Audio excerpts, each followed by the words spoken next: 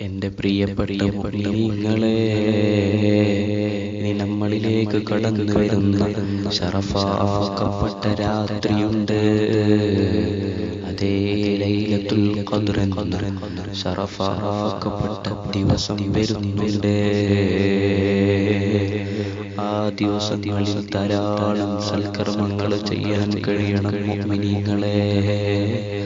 അന്നത്തെ ദിവസം സൽക്കർമ്മങ്ങൾ ചെയ്താൽ പുണ്യം ലഭിക്കാത്തവരുടെ കൂട്ടത്തിൽ പോകരുത്. ഞാനിത് പറയുന്നത് എന്തിനാണ്? ഹബീബായ സല്ലല്ലാഹു അലൈഹി വസല്ലമ തങ്ങളുടെ ഒരു ഹദീസ് കാണാം.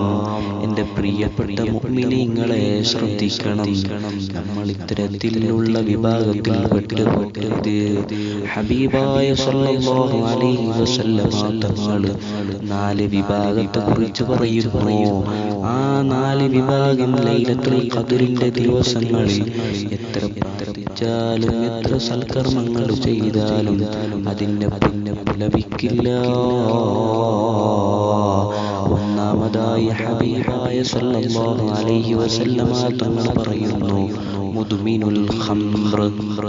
അതേ മദ്യത്തിന് അടിമപ്പെട്ടു പോയ മനുഷ്യനില്ലേ, എപ്പോഴും മദ്യത്തിൽ അടിമപ്പെട്ടു പോയി ഏത് സമയത്ത് നോക്കിയാലും മദ്യത്തിലാണ്. നോമ്പെന്ന് കണക്കില്ല, നിസ്കാരമെന്ന് കണക്കില്ല. അല്ലാഹുവിന്റെ പള്ളിയിൽ നിന്ന് മധുരമായ ബാങ്കിന്റെ മന്ത്രം മുഴങ്ങുമ്പോ ഇവന്റെ തൊണ്ടയിൽ കള്ളിന്റെ അംശമാണ്. അത്തരത്തിലുള്ളവന് ലൈലത്തുൽ ഖദ്റിൽ എത്ര സൽക്കർമ്മങ്ങൾ ചെയ്താലും ലൈലത്തുൽ ഖദ്റിന്റെ പുണ്യം ലഭിക്കൂല. 1000 വർഷം ഇബാദത്ത് ചെയ്തതിന്റെ കൂലി അവന് നഷ്ടപ്പെട്ടു പോകുന്നത് മുഅ്മിനേ. രണ്ടാമത് ഹബീബായ സല്ലല്ലാഹു അലൈഹി വസല്ലമ തങ്ങൾ പറയുകയാണ്, ദാബദാബദി ഹഖുൽ വാലിദൈൻ. മാതാപിതാക്കളെ വിഷമിപ്പിക്കുന്നവര് ചിന്തിക്കണം മുഅ്മിനീങ്ങളെ. ഒരിക്കലും മാതാപിതാക്കളെ വിഷമിപ്പിച്ചു പോകരുത്.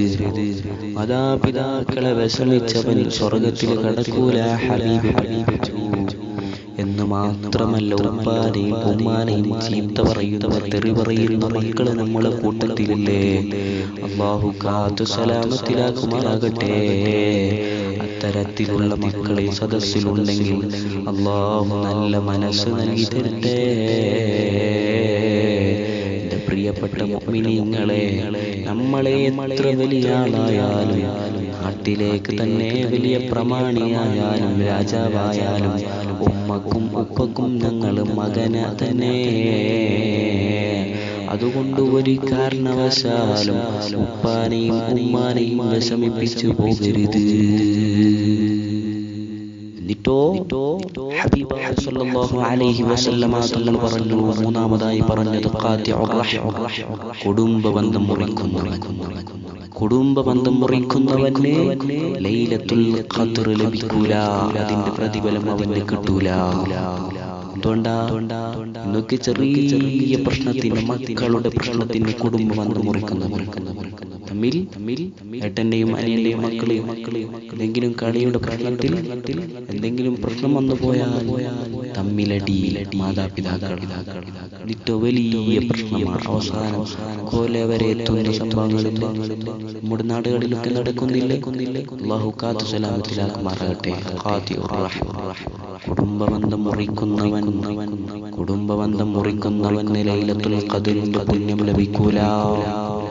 ഹബീബായ സല്ലല്ലാഹു അലൈഹി വസല്ലമ തങ്ങൾ പഠിപ്പിക്കുന്ന നാലാമതായി പറയും, വൽ മുശാഇനു. പിണങ്ങി നിന്നവർ. നമ്മുടെ കൂട്ടത്തിൽ എത്ര ആളുകളുണ്ട് പിണങ്ങിയവർ? 3 ദിവസത്തേക്കാൾ ഒരു മുസ്ലിം പരസ്പരം പിണങ്ങി നിൽക്കാൻ പാടില്ല എന്ന് ഹബീബ് പഠിപ്പിച്ചില്ലേ മുഅ്മിനേ? ഖൽബിൽ ഈമാനുള്ളവർ നെഞ്ചത്ത് കൈവച്ചുകൊണ്ട് ചിന്തിക്കണം കേട്ടോ. ഒരു കാരണത്തിലും നമ്മൾ പിണങ്ങി നിൽക്കാൻ പാടില്ല. ദുനിയാവിന്റെ ജീവിതം എന്ന് പറയുമ്പോ പല പരീക്ഷണങ്ങളും നമ്മുടെ മുന്നിൽ വന്നിട്ടുണ്ടാകാം.